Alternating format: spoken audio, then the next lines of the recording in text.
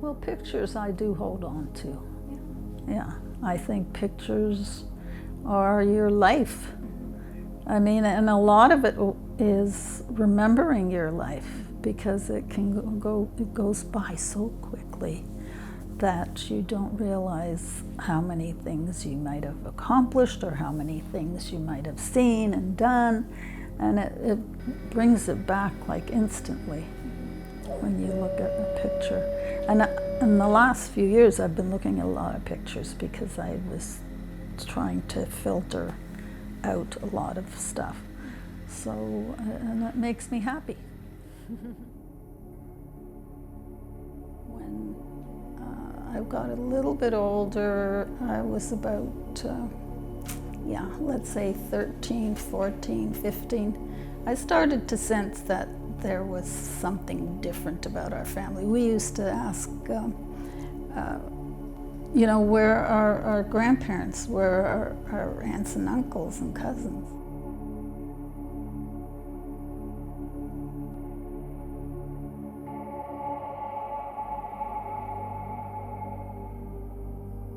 And when we were growing up, people would say, "What a beautiful family." And they were proud of us. And, it was like a rebirth to have children and start all over again. They met working on a war machine for the German army, because they had to produce the bullets. And Dad was in charge of the machine working, and Mom was in charge of cleaning up the gunpowder that went into the bullets. And if you didn't learn fast enough, you were shot. And they stayed together during the 3 years they were there.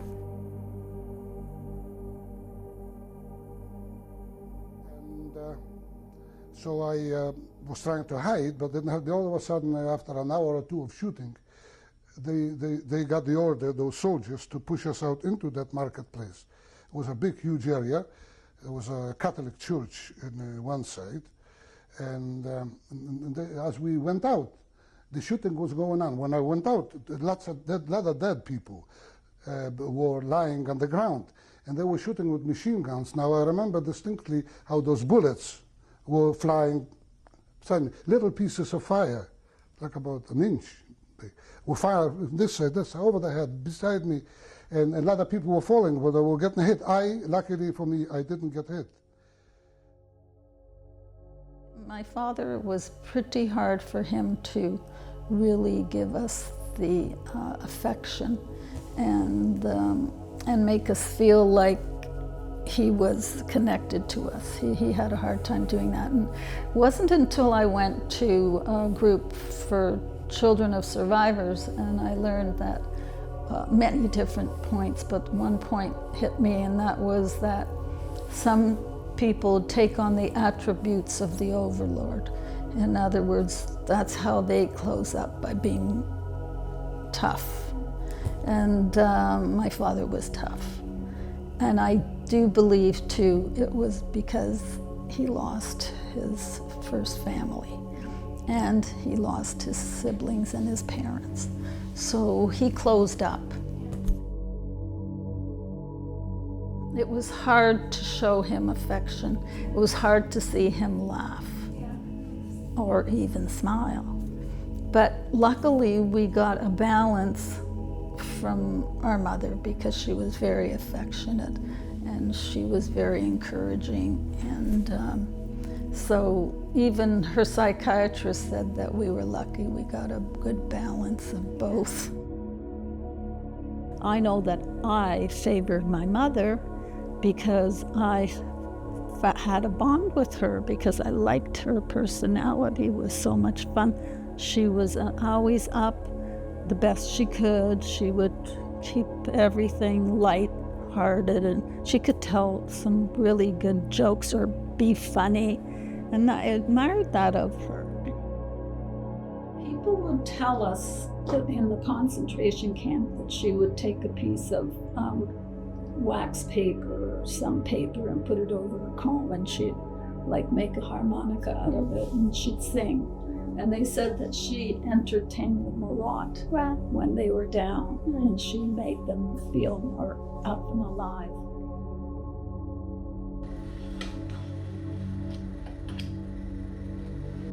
We have 10 grandchildren, and 16 are gonna be great-grand.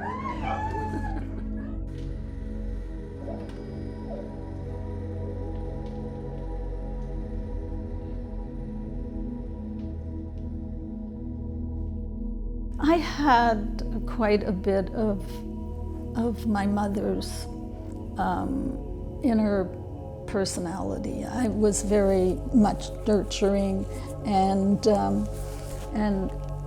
I'm happy to be around my baby. You had kids very young, didn't you? How old were you when you had Oh, I was young, yeah. I had Miriam when I was 23 and Adam when I was 25.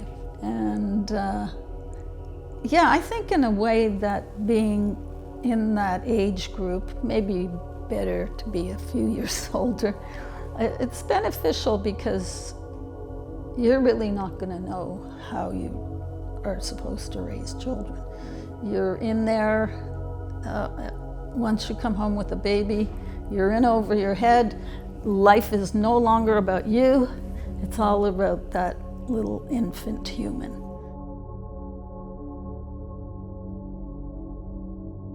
I just love having pictures, and I love having albums. I just feel bad because everything now is digital and you don't really make pictures.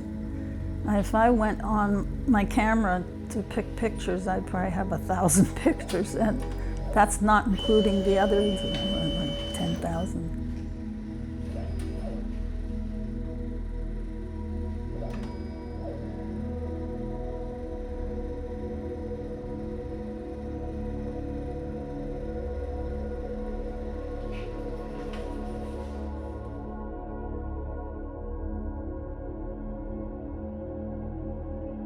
My father had a Bell and Howell movie camera.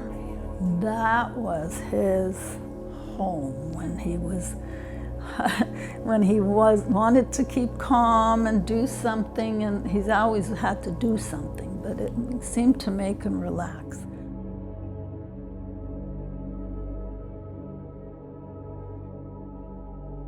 And by the time I was well into my 30s, my mother took me into her closet area of her bedroom and showed me a couple of pictures of my father's first wife and daughter, baby daughter. And I was like shocked because I had never known my father was married before. And my siblings were shocked to hear that too. I approached him with the pictures and I said, "Can you tell me their names?" He didn't even want to answer. And I said to him, "Well, you know, Dad, if you don't tell me their names, it's as if they never existed."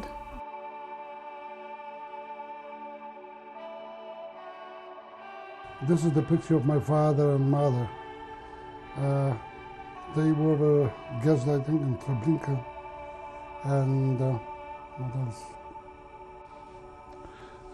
On the left side of this picture, this is myself at the age of about 18 years old. The other two people are two of my friends that died. They went out of the camp, tried to survive in the forest, but they died. Somebody must have killed them, either the Germans or some partisans. I don't know. We never found out what happened to them.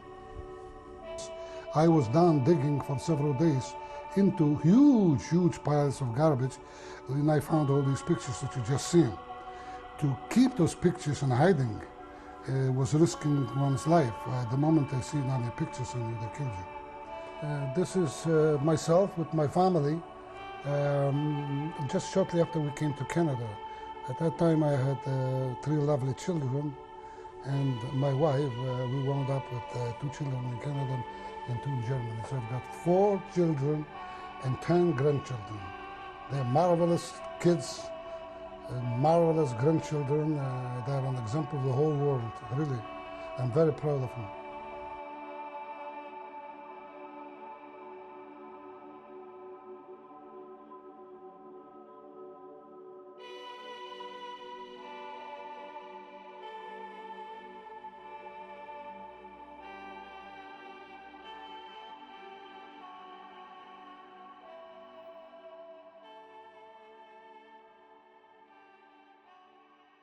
And that's the picture. Turn around, you have a movie. See? You're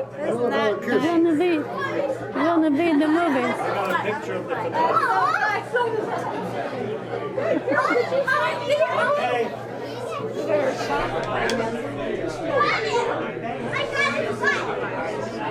Want to talk? You want to hold on to it? Same thing there, up 1.5 feet. Everything flooded the beach, up over grass. It's unreal. I went out in the canoe to see some of the properties that were completely underwater. I wonder what happened. This is my picture from my They my would have been niece. okay. My little niece picture. Jerry made this for me. I haven't seen Jerry for over a year, and there she is, right there. The little ballerina. Jerry, come over here. Hey, Jerry. You've got the Passover sweetheart right there. Everybody brings the food. We used to make parties, not like that because I didn't have that many people. For years, you know, one this, one that, one. For the last few years. It has to go. It's nice. I'm the family photographer.